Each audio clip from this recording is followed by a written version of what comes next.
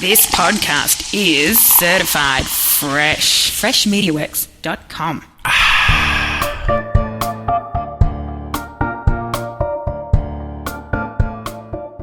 Can be done. So the bottom line is this place was cropped to death for 200 years, and so we're not going to continue to put it through that.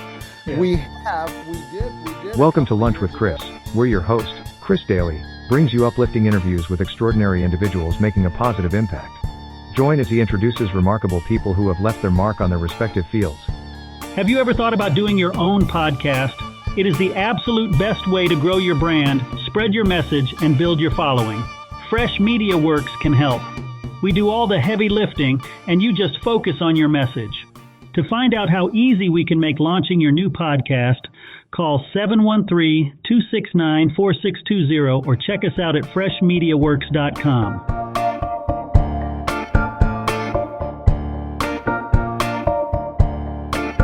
All right, everybody join me in welcoming Joel Salatin from Polyface Farms to the show. Joel, how are you today?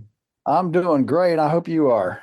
I'm doing wonderful. And I tell you, I'm not used to this setting, seeing you, because you're kind of a YouTube star, but it's always out in the field, out in the barn, not in an office.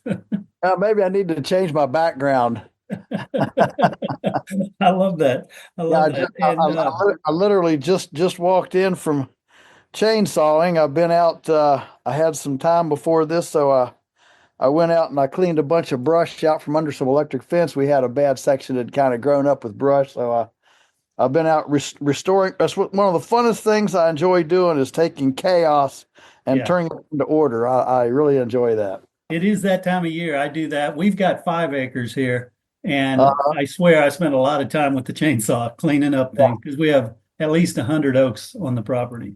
Yeah. That initial, and we're on our first grazing rotation of the spring. Mm-hmm. So there's always all this, broken fences, broken insulators, limbs on the fence, just there's that spring. So we're always just kind of, try to stay a day or two ahead of the, of the rotation. And we've got here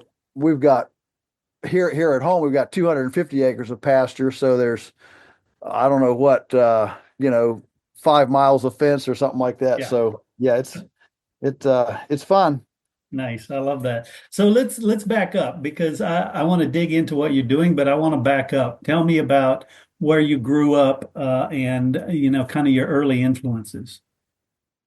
So, I grew up here, but I think the story probably needs to start with my grandfather. My dad's dad was a charter subscriber to Rodale's Organic Gardening and Farming magazine when it came out in 1945, something like that. And so Dad kind of got his non-chemical approach from Grandpa, and Dad was an accountant, and he saw the chemical approach as kind of a drug addiction. You gotta get more powerful stuff, more expensive stuff to stay ahead of the adaptation, and you're on this cycle. So we came here in 1961, and Mom was a school teacher, Dad was an accountant. I'm trying to figure out how to make a living on this small farm. And Dad had a bunch of experts in, and they all said, well, graze the woods, plant corn, put down fertilizer, graze the wood lot, build silos, borrow money. And Dad was smart enough to know that wasn't the answer. So he took an off-farm job, but the farm for those first, 15 years or so was just a glorified homestead of experimentation. Yeah. And he was very much a visionary. And in the 60s, he found out about, electric fence, controlled grazing, mobile infrastructure. And of course, he realized that we needed to direct market or we'd never make it because we needed the retail dollar. We would never be big enough to compete at the commodity level. And so I got my first chickens when I was 10 from Sears and Roebuck catalog, and all through my high school years, I had my egg project, and I grew up to 300 hens, and I was supplying a couple schools and a couple restaurants, had a lot of customers, at church and around the neighborhood and stuff. And so that's where I got my spending money and stuff, and go to college. I come home, and now how do I come back to the farm full time and make a living at it? So then I took the off farm job, and worked at the local newspaper for 2.5 years. Teresa and I got married. We fixed up the attic in the farmhouse so we could live without a mortgage and very cheaply. And that way I could stoke the wood stove for mom and dad so they didn't have to get up at night. And, we lived on, half our paychecks because we grew our garden. If we didn't grow it, we didn't eat it. We never went out to eat. We drove a $50 car, and we just, we lived on about $300 a month. And in 2 years, basically, we saved enough that we could live here for 1 year. Mm-hmm. So I left my off farm job and came home.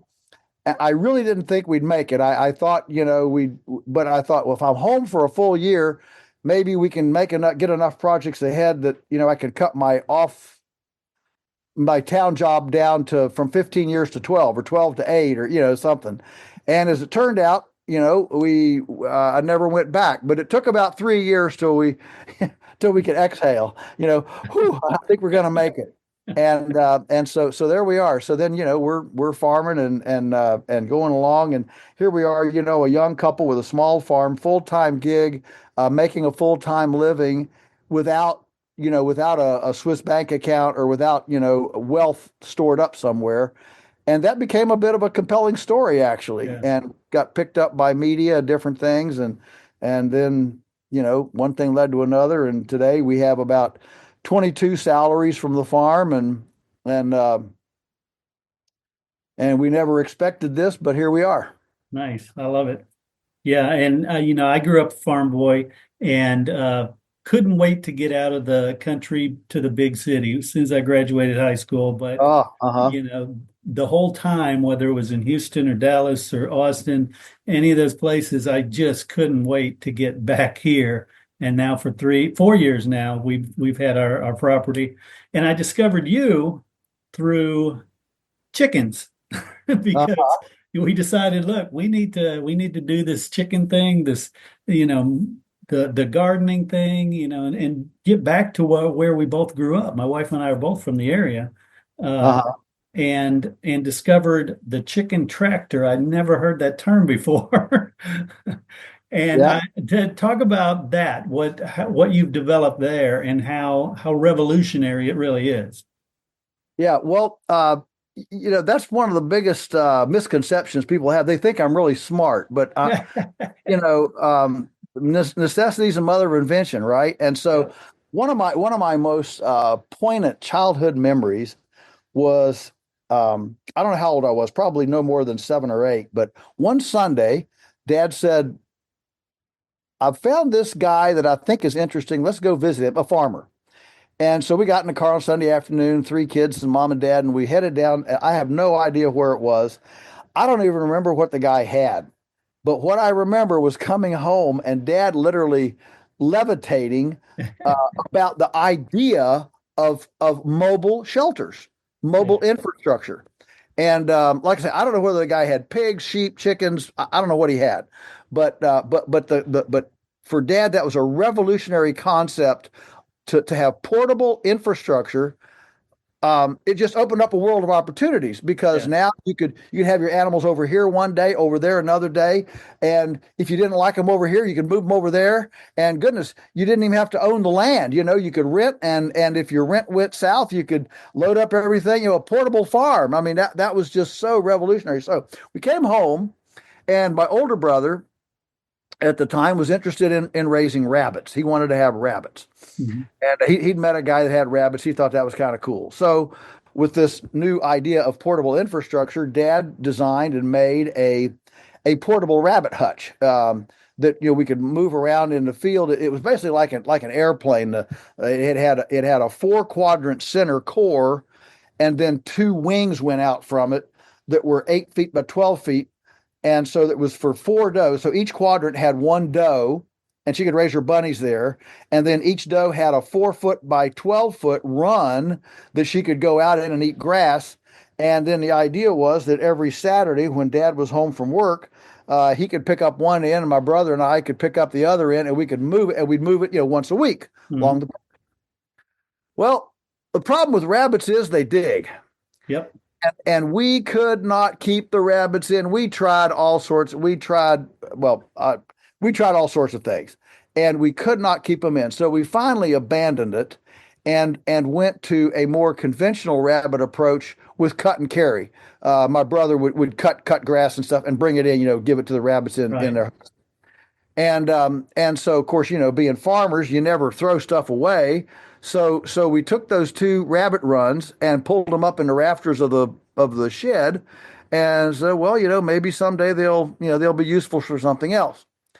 Well, now I'm 15 or so, 14, 15. My chicken enterprise is growing. I'm a bit of a little entrepreneurial tycoon, and so I need more chicken space.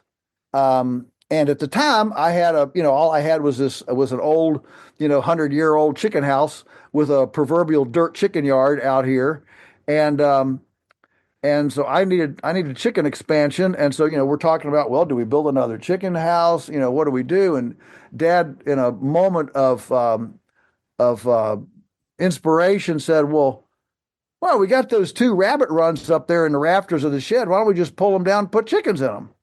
And we did, and pastured poultry was born. I love that. Just like that. I love that. And through that, discovering chicken tractors with you, I kind of backed into the whole idea of regenerative farming. And if you could talk about that, because that plays a huge role in what happens there at Polyface. Well, sure. So our goal, people always ask me, what's your definition? I'm old enough, Chris, to have remembered I think the first one was sustainable, or maybe it was natural. Natural, then it was sustainable, then it was organic. Now it's regenerative.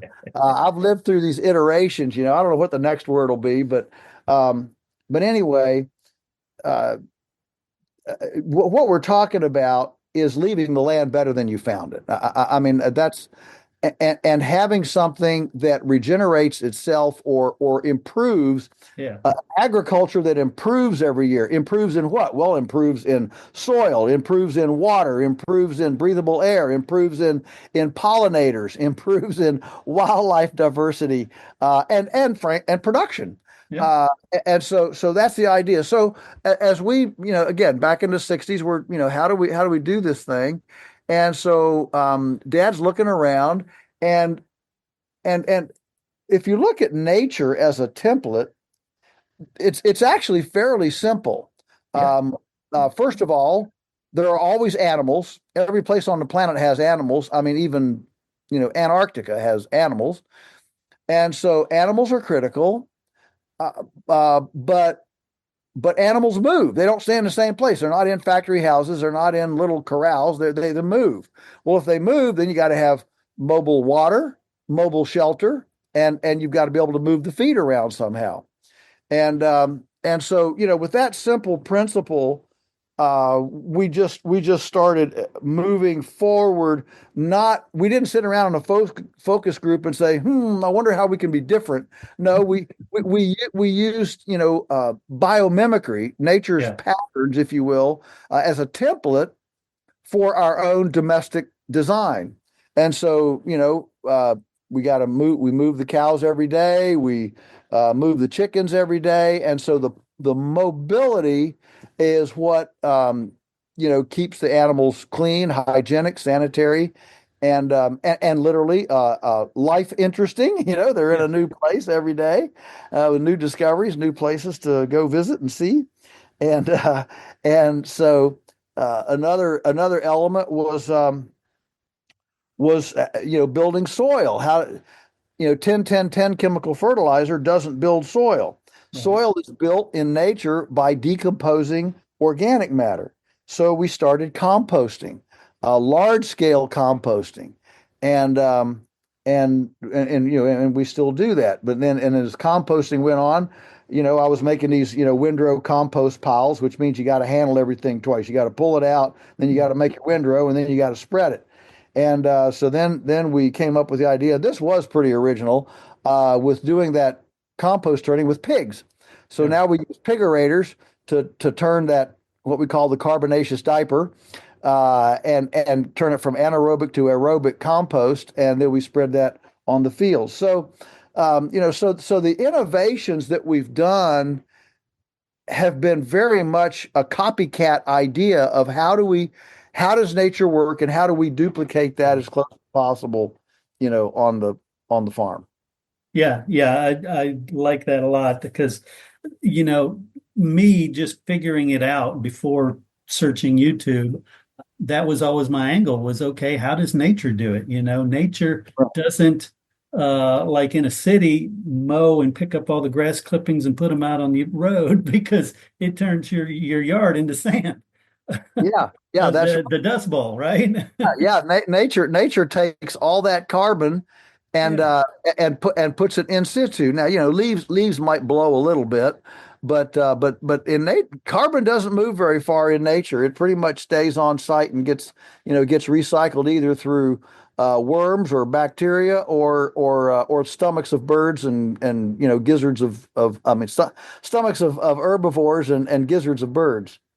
Nice. Yeah, we're actually in the process of building a new chicken run that take our compost bins and make the chicken run the compost. Yes, yes, that's right. Basically, the chickens on compost, Yeah. and they'll till it and turn it, and you'll have compost. One of the biggest problems for small scale operations, and I say small scale is pretty much anything 10 acres or under. Yeah. One of the biggest problems that small scale places have is generating enough compost at one spot to actually be usable. Yeah. To actually get it on the garden or fruit trees or berry bushes or something strategically. And so what you're doing with the chickens, where you're actually using kitchen scraps and garden waste and prunings and whatever to let the chickens develop the compost in a kind of a fenced where there's a wall. Then what you have is something you can shovel. You end up with a pile you can shovel, and that's one of the reasons. I'll never forget the first time I heard Sean and Beth Doherty, who are homestead gurus, talk about why one of the reasons they have pigs is so they only do about 6 pigs a year, but one of the reasons is so they can have this big compost, this big pile of material that they can then use on their gardens and fruit trees, things like that. I love that, and I've been talking with Keith Burns from Green Cover about carbon and water sequestration in the land. Talk about how important that is. The fact that the ground actually absorbs more. Yeah. Go ahead. Just so that your listeners understand the power of this, 1% organic matter. So organic matter is a kind of and I know we could have a debate with agronomists here, but just as a layman, generally organic matter is anything that was living that is now decomposing in the soil. That it's the sponginess, it's the sponge of the soil. It's decaying roots, decaying grass, decaying limbs, leaves, manure, whatever. Okay, so organic matter in the soil, every 1% organic matter in the soil holds 20,000 gallons of water per acre. Yeah. So if you can go from 1% to 2% organic matter, you've just increased your water retentive capacity, the sponginess, the absorptive capacity by 20,000 gallons per acre. So, you have 5 acres, that'd be 100,000 gallons. That's a lot of water. Yeah. And on our farm, just to let people know that it is doable, on our farm, when we came in 1961 and took first soil samples, we averaged 1% organic matter. Today, we average a little over 8% organic matter. So that's 7% times 20,000 gallons is 140,000 gallons of water per acre that we can hold today that we couldn't hold then. Well, what's the importance of that? Well, number one, it means when you get a rain, you're not going to have a flood as soon. You're going to hold a lot more of that water in the soil. Number two, it means when the rain stops and you go into a drought, you got way more water to go, another month into the drought, as instead of everything just turning brown and dry quick. It takes a lot longer for it to turn brown, because you've got a more porosity, more water holding in your soil. So yeah, the organic matter is a big deal. Yeah, excellent. Yeah, and I've heard that the global warming everybody is up in arms about is more to do with the fact that the water vapor is not in the land anymore. It's up in the air and it's blocking things. Yeah, that's right. That's right. In general, I mean, Walter Yenny is probably the foremost guru on this in the country. He's an Australian, and he points out that the organic matter in the soil is the key, of course, to fertility, which then grows vegetation, whether it's grass or trees or bushes or flowers or whatever. And you can't have atmospheric condensation on water vapor without a bacteria. Water vapor can't condense on itself. It has to condense on something, a dust particle, a bacteria, and generally bacteria. And where does that bacteria come from? Well, it comes from the exudates of vegetation. Leaves and grass stems and stuff are constantly offloading these aerosol bacteria that then go atmospheric and then provide condensation spots for water vapor to coalesce. And so when you don't have organic matter in the soil, then you turn into desert. I mean, that's what happens. You don't grow nearly as much vegetation, and when you don't grow nearly as much vegetation, you don't exude nearly as much bacteria. Now you don't have as much particles for water vapor to condense on. Hence, you have very little rain, and it becomes a debilitating cycle, that just feeds on itself and gets worse and worse.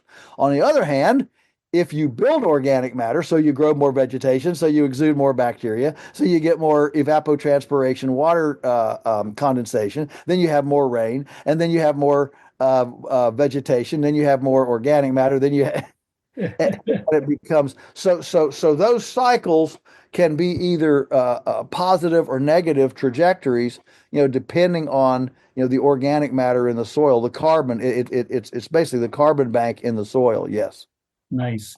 And then what do y'all do there on your acreage in terms of crops as opposed to livestock?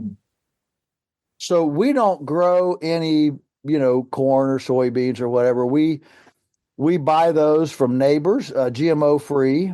And you say, well, why don't you, grow your own? Well, you got to realize that this farm from about 1780 until 1960, so we're talking about almost 200 years, was plowed and tilled and grew corn and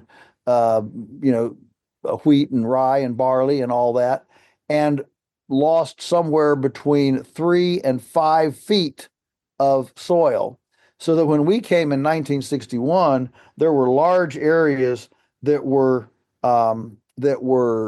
just rock. I mean, just bare rock. No soil, no grass, no nothing, just bare rock. And they were like big saucers, almost like big scabs, in the fields. And in fact, we had so little soil that when Dad started with this electric fence stuff, we didn't have enough soil to hold up an electric fence stake. And so Dad went to town and got old used car tires, mixed concrete in a wheelbarrow, and put concrete in them, and pushed a half-inch pipe down in that concrete. So and then he'd stack these on a tractor platform, and my brother and I were just big enough that we could kind of get on one edge of that concrete tire and heave it off, as Dad drove slow down through the field. I'm sure OSHA wouldn't have approved. Right. but then Dad would go and stick the electric fence stakes down in those half-inch pipes in those concrete tires, and that's the way we built the electric fence. Now, fortunately, all those areas, Chris, in my lifetime, all right, all those areas now have anywhere from 12 to 16 inches of soil on them. And we didn't haul soil in. We didn't do it. We just started our, the composting, the controlled grazing, the multi-speciation, all that. And I watched those rock areas essentially like a scab. Soil grew in on the edges about 18 to 24 inches a year over, 30, 35, 40 years. Until finally all those, I call them, erosion scabs, they're finally all gone. And now when we get into a drought, you can definitely tell where they are still. They're the first, they're the first places to show up brown. But if everything's nice and green, you can't tell, where it is. But, I watched that in my lifetime. So yeah, it can be done. So the bottom line is, this place was cropped to death for 200 years. And so we're not going to continue to, put it through that. Yeah. We did a couple of years ago do a pasture cropping thing where we used the livestock to temporarily weaken the grass to go two rotations, but not rest it very long, and no-till drill in some, what did we no-till in? Sudex. And boy, oh boy, it grew. It was unbelievable. And then we grazed it down. We didn't harvest the grain. We grazed it down with the cows, but it certainly made a tremendous, a tremendous crop, and didn't kill the grass. In other words, the grass was in shade under it, retarded. And then when the cows grazed it off, then the grass came back up through the mulch. Nice. And so I would assume that you get opportunity to speak with farmers who are doing crops. And are you in favor of the no-till planting? And, how, I guess, I see fields that they plow up, and if you look at the level of the ground to the level of the road, it's slowly getting lower and lower and lower out there. How do you convince these farmers that, hey, change this plan? Yeah, well, there's an old Chinese proverb that says if you keep going the way you're going, you're going to end up where you're headed, and that's where this is. And you got to realize that where you are in Texas, essentially, you have in Texas and everything kind of west of virtually west of kind of Virginia.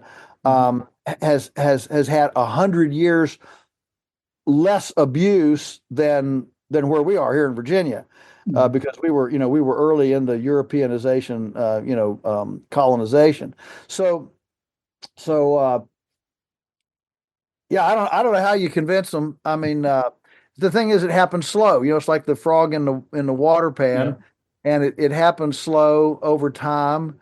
And yes, we are still eroding soil from North America far faster than we're replacing it. I think the latest statistic from the NRCS is that our soil could fill a train from the Earth to the moon and back every year. That's how much soil we're still losing. It's pretty phenomenal. Yeah, no doubt. So let's talk about advice. People who have a small plot of land like me, and then we're going to talk about people who live in the city. Are there things they can do too? So, yeah, everybody can do something. In fact, my book, Polyface Micro, goes into detail. I mean, I even have a chapter on how to have chickens and rabbits in a Manhattan apartment on a footprint the size of a lazy boy recliner. So you can do this. And it does make a difference whether you have just a 1/4 acre backyard or 5 acres like you do. Yeah. In general, I think places that are 1 acre or less should probably not go portable, simply because you can't keep the kids out of the poop, and they're going to keep dragging it in the house all the time. Mm-hmm. And when the kids drag the poop in the house, mama ain't happy, and we all know what happens when mama ain't happy. Right. Ain't nobody happy. So I think when you do real small spaces, I'm a big believer in stationary with a carbonaceous diaper, which means you're going to put, a capacity of 12 to 30 inches worth box underneath the chicken run, so the chickens have this deep carbonaceous bedding to till up and to poop in and raise bugs in. So in case I didn't mention it, I'm a huge believer in chickens. Chickens to me are they're the gateway thing, because they're so useful. They can convert all your kitchen scraps into eggs. Yep. They don't take, their infrastructure it's not like a cow or a goat or a sheep or a pig, where you've got to have some pretty, they're strong. You got to have some serious infrastructure for them. Chickens, they're easy. They're easy to do. And when you're done with them, they're easy to butcher too. You can do that.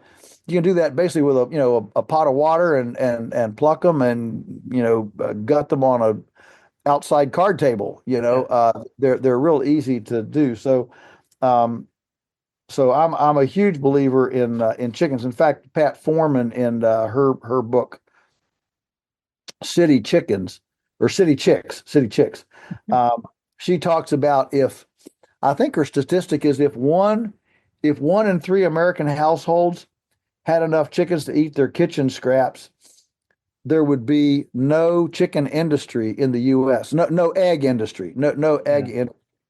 And so, when you think about, bird flu right now and all the upheaval is going on with these factory farm birds with bird flu, I think people are realizing more and more a little bit of self-reliance and independence would be a good thing. So so I'm a big believer in chickens. Of course, I'm a big believer in gardening. Again, you can do this in small spots. And I love, raised beds, and Teresa and I we're at the age where we don't want to bend over anymore. Yeah. So we're slowly revamping our garden to 30-inch high beds. I was gonna say I'm wanting to raise our beds a little bit. Yeah. 30-inch beds. And the nice thing about that is that it becomes very child friendly. Yeah. You don't have to worry about the kids walking through the beets and the green beans and whatever, because they can't get up there. But they can be with you and they can stand there on the edge. And I mean, even a small child, a 2-year-old, 3-year-old, be with you out there. It's also too high for the rabbits to get up in, and possums and things like that. And now they can climb, but it gets a little more unhandy. It's not just sitting there inviting for them. And so I really like beds. Beds also psychologically, you can look at a 4x8 bed and you can actually imagine, I think I can take care of that here in about 10 minutes. Yeah. Whereas, when you've got a long row out through there and you're looking at the end of this, 50-foot row, and it just looks insurmountable. But if you put those 5 rows only, 8 feet long in a bed, suddenly it doesn't look quite so much. So big believer in beds. Yeah, excellent. And you mentioned kids. My grandson Bear or Barrett comes to visit, and he likes nothing better than going out and messing in the garden or feeding the chickens with pop. Yeah. Talk about the importance of that, or the benefit of family being involved, and how you can have an apartment, and that's one thing. You can come over, play games or whatever, but how important it is for young children to get out in wilderness. Oh boy. Oh, we could do about 5 podcasts on that. Yeah. There's something about being surrounded or being immersing yourself in things that are God created. Amen. The city, everything in the city, you're surrounded by stuff man makes. Asphalt, street lights, cars, houses. It's very much a man-made environment. You get out here in a garden, and out with the chickens, the animals, and suddenly you realize there is something way, way beyond me, and it's a profound idea, and And I just think that we spend too much time in our country being disconnected from our ecological umbilical, and it tends to make us arrogant.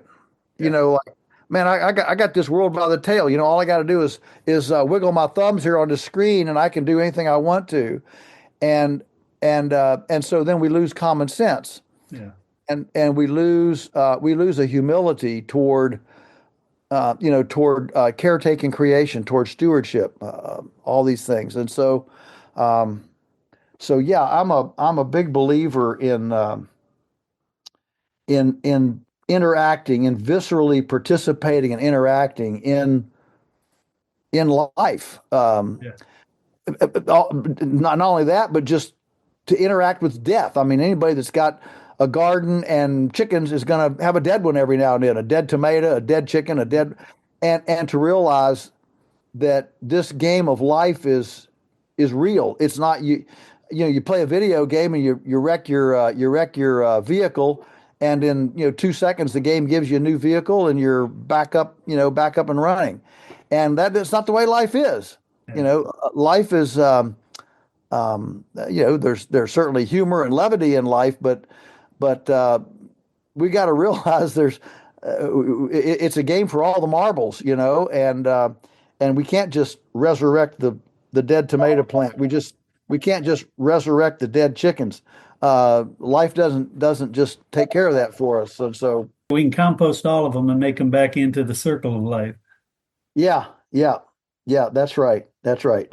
And just the marvelous, the mystery and marvel of life, just to um I mean, to plant a seed and watch that seed develop in a tomato, and then that little kid finally, and to wait. I mean, there's so many big principles here. The patience Yeah. of, well, when are we going to get a tomato? Well, when the plant's ready. And we live in such an impatient society. Everything's at our fingertips, and screen time and TikTok and instant gratification. And when you're with that chicken's going to lay an egg when she's good and ready. You can't say, I want an egg now, and you can't say, I want a tomato now. You've got to wait. And so there's just so much life lesson and character and temperament built when we interact viscerally and participatorily, with livestock and food production. Even even certainly to an equal, if not greater extent, even than just being out in nature, taking a hike through a nature trail or something. Right. As great as that is, it's kind of awesome. But there's something even more, whatever, soul enriching, I think, and commonsensical about actually participating in it and being a caretaker. I love that. I love that. Joel, if you could tell the audience more about Polyface and what y'all do there, and how they can find out information about you. Sure. So, we're a pasture-based livestock farm. We raise beef, pork, chicken, turkey, rabbit, duck, and lamb. And rabbit. Did I say rabbit? Anyway, yeah, a lot They of do different. multiply. Yeah, they do. Okay. And so we've been here since 1961, and we do ship nationwide. And we have an on-farm store. We do a lot of on-farm events. We have an stewardship and apprenticeship program, very, very formal, where we take young people and germinate them as young farmers. We don't we don't vaccinate, we don't medicate, we don't use chemical fertilizer. But we've talked about some of the other things that we do. We do large-scale composting. We move the animals around, and yeah, it's a pretty. We have about 1,000 head of cattle. We'll raise, I don't know, 1,000 hogs this year, maybe 40,000 chickens. It's not a backyard operation, but I feel like our first 20 years were primarily a glorified homestead. I came back to the farm full time September 24, 1982. And that's when we actually developed the Polyface name, the brand, and we finally had a we finally had a warm body here full time to actually, take all of these homestead experiments that we'd always done and take them to another scale. Nice. If you could give me the backstory of the name Polyface. So yeah, so when we incorporated for tax reasons and liability and all the reasons you'd incorporate, uh, at that time I was big on I wanted to be the interfacing the water, forest, and open land. Those three great environments, the interface of those, because we'd done a lot of tree planting and water development and different. We really knew that we were going to be doing that, so we submitted that to the state.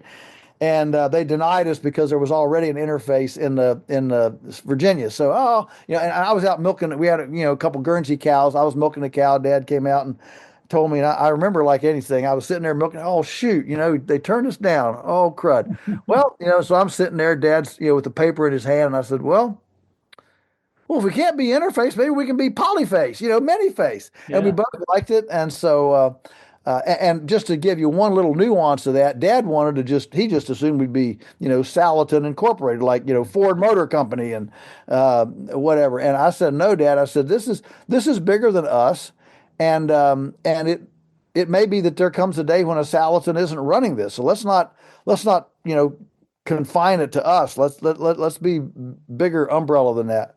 And so I won that argument, and we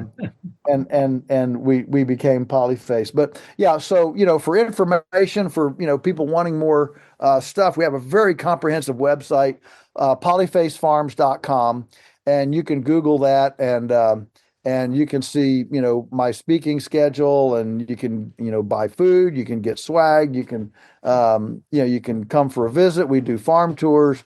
All the stuff is there on the website, polyfacefarms.com. Excellent. And you mentioned the farm tours. You have like annual events as well, right? Well, we have numerous events throughout the year. We have gatherings. We host numerous organizations who want to do a seminar or something here. We have scheduled hayride tours. We do 2-day seminars, our most intensive thing with the Polyface Intensive Discovery Seminars. And of course, I've written 16 books. Number 17 is on the way out, on its way this year.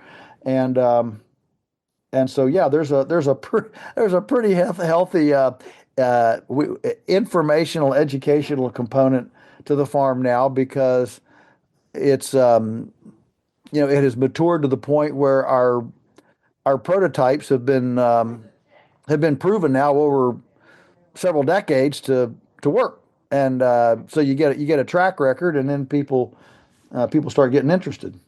I love it. Cool. Any final thoughts you want to impart to the world? Well, the only thing that I'd like to close with something is I appreciate everybody's interest in these topics, and just remember that, if we want to make a list of things that we're frustrated or angry or depressed about, we could make a big long list. But the idea is to turn that on its head, create solutions, so that at the end of the day, we can be hope and help when the world becomes hopeless and helpless. I love that. Joel Salatin, gosh, I want to thank you so much for spending some time today, chatting with me and sharing this wonderful story. Thank you, Chris. It's been a delight and an honor.